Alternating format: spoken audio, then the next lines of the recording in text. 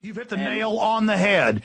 I discovered 12 years ago, because it was happening in Austin, and now all over the country, in the Associated Press, that they have unannounced takeover drills of colleges, public schools, even elementary schools, where they run in and scream, "We are militias against the government, we're going to kill you," and people literally start urinating on themselves, or they blow up a car with smoke bombs out front of the school, march the little crying kids out, this is on the news, them crying, and say, quote, "We are homeschoolers against public education," and then they start having mock killings of teachers who they had pre-warned to traumatize the kids. That is the essence of a Soviet re-education camp. All of America is basically a giant Soviet brainwashing camp. And so when they have drill after drill with all these National Guard people, and you can read the drills. It's their drunken, racist scum who hate America and want to kill cops. Here's their leader, Alex Jones. And then they have simulations of killing us. Exactly. That's meant to drill a hatred of the American people into them. And that's why those cops that were National Guard that you were around had such disdain, because in this role, they're told, you're the good guy, they're the bad guys, so frame them, set them up, do whatever you have to win the war against the enemy, which is America. That's right. And to answer your question before about how many oil rigs are off the coast of my fine state here, there's about 3,800, a little less than 4,000 oil rigs. And an important point I want to make about that real quick, I know you got to get through other calls, but we have, despite, the stigma from Katrina and everything, we have a very big Army Corps of Engineers right here in Louisiana, right in the Delta. And they're not only trained as engineers, but they're soldiers. So why didn't Obama mobilize the Corps of Engineers out there who are trained for this type of stuff? And not to mention, I'm pretty sure that's what the National Guard's core intention is supposed to be, is taking care of domestic issues such as this. I mean, he obviously has absolutely no idea what to do with the resources that he has. And it just further illustrates his complete incompetence and his complete lack of qualification to be the president of this Jesse, country. I hear you and I appreciate your call, but let me just add a caveat and then go to other callers here. That's how it's meant to look. Obama is a Harvard slick lawyer, clearly CIA, to read off a teleprompter and look handsome. Bush didn't screw up Katrina. They ordered Walmart. They ordered the National Guard. They ordered the Army Corps of Engineers. They ordered the Coast Guard not to deliver fuel, not to help anybody. I have interviewed the sheriff of that parish. We've played the clips of him on the news. FEMA, as the storm hit, hours before the levees broke, went and cut the communication lines at the police, fire, and county departments. We ought to pull those clips up. We've got Prison Planet articles about it that have it. In fact, just Google FEMA cut police communications in Katrina. Pull that up. I mean, anything I say you can pull up, folks. We don't make anything up. I know that sounds insane that they did that. And they had to finally post armed police guards after they repaired the police communications.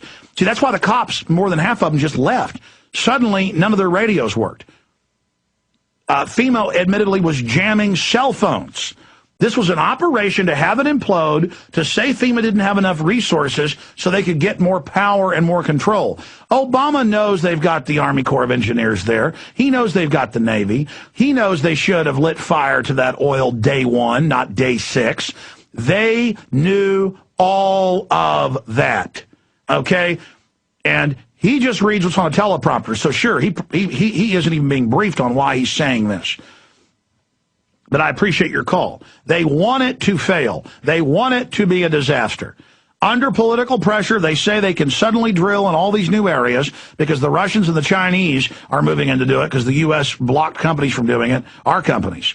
So suddenly he announces a month ago they're going to do this. Then the day before Earth Day, this thing blows up. The big suppressor caps that are almost foolproof didn't engage. And then he says, I'm sending SWAT teams. SWAT teams, just so the public thinks, well, if I got a flat tire, SWAT team. If my kid's acting up, SWAT team. That's why parents, if their 8-year-old won't take a shower or won't eat dinner, they now call police and tell them taser them. You know, I mean, I guess if you need your clogged toilet to be fixed, you call a SWAT team. And here comes the SWAT team. No, this is seizing the oil wells. This is seeing if they can get away with it. Let's talk to Warren in Vegas. You're on the air. Go ahead. Hey, Al.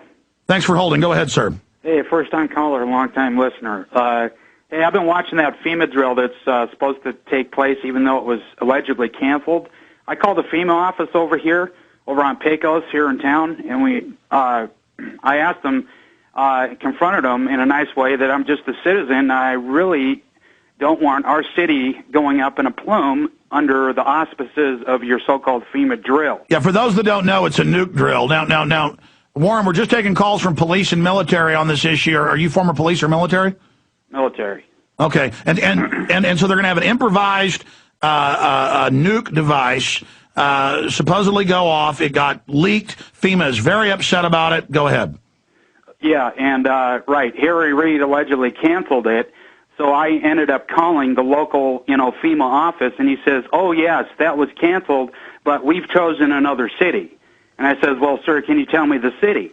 Is it Reno? Is it Tahoe? Is it Mesquite or something?" "Well, I'm sorry, I can't tell you. Goodbye."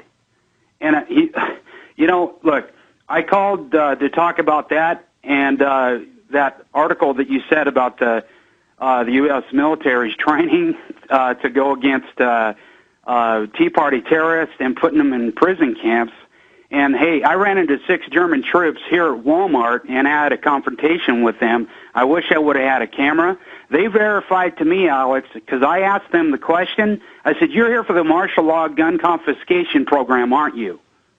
And he nodded his head in agreement with me, and he gave me a dirty look and walked away. There were 6 of them shopping in Walmart, and I told my wife I didn't want to go Walmart that day. It was in Centennial Hills Walmart. I tried to get the video. By the way, this isn't just your opinion. It's on record. NLE 09, they had troops from 14 countries, including Germany, Mexico, Canada, England, you name it. But in Police State 2000, again, there were Dutch, German, Israeli, French, Australian, British, Scottish troops openly training, and I have video of the combatants who were military, dressed as civilians, playing the part of U.S. citizens. And they'd say, "What city are you from?" "San Francisco." "Where'd you get the helmet and weapons?" I mean, on video. I mean, they've been training forever. Go ahead. Well, yeah, Alex, this was in broad daylight.